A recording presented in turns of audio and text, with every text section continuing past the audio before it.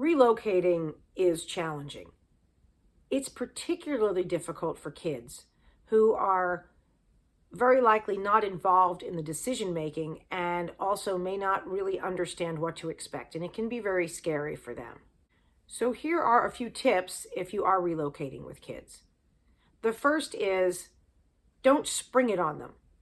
Explain what's going to happen.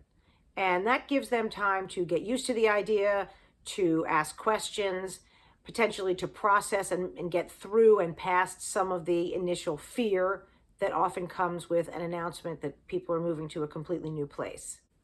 If possible, visit ahead of time so that they can become a little bit familiar.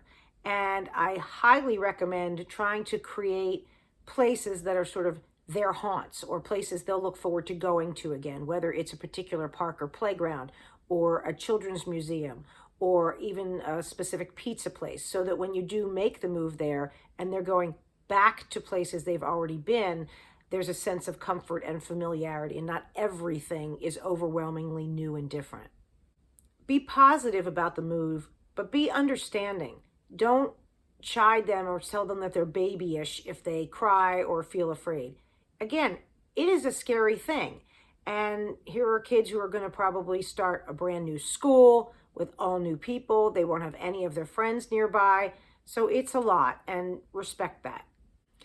When you are preparing to leave whatever home you're coming from, help them make a memory album. I would suggest having a goodbye party where they get to invite all the people that they want to invite to say goodbye, and make sure that someone is the designated picture taker so they can take pictures of all of those friends, either by themselves or with your child or children, and then that person has a record of it. It's like a little memory book. Similarly, you can help your kids make change of address cards to give to their friends so that they'll not be so worried that they'll lose the friendships. It's a sort of tangible way to say, here's my new address, let's stay connected. Even if people don't write letters very much in this day and age, it's still a way to give someone something that says sort of, here I am, this is where I live. And for kids, that tangible piece can be important. Once you arrive, I would say meet all the neighbors you can, and don't be shy. Ask people for recommendations, whether it's for a pediatrician or a lawn maintenance person or somebody to repave the driveway. The more you interact with neighbors and people, the faster friendships and connections will develop.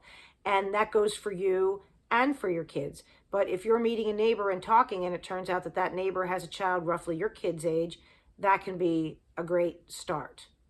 If your kids are not overwhelmingly shy, you might also sign them up for some, whether it's summer camp activities, it depends on when you move, or Little League, or a baby and me class, depending on the age of your kids. Try to get involved and meet other parents and let your kids be in an environment where they can meet other kids. And finally, if it's age appropriate and it makes sense, it can be really nice to allow your kids to help make some choices about their new home and the space that they're going to be in. So for example, if they say they'd really want to paint their bedroom a certain color, if you can live with that, let them. Or if they want to put stars, reflective stars that glow in the dark, up on their bedroom ceiling, or pick out their own rug or new lamp or bedding, that can make them feel like they're a little bit more in control and that they've been able to make some choices, and that this decision to move hasn't been completely and totally just something they're being dragged along in and have no part in.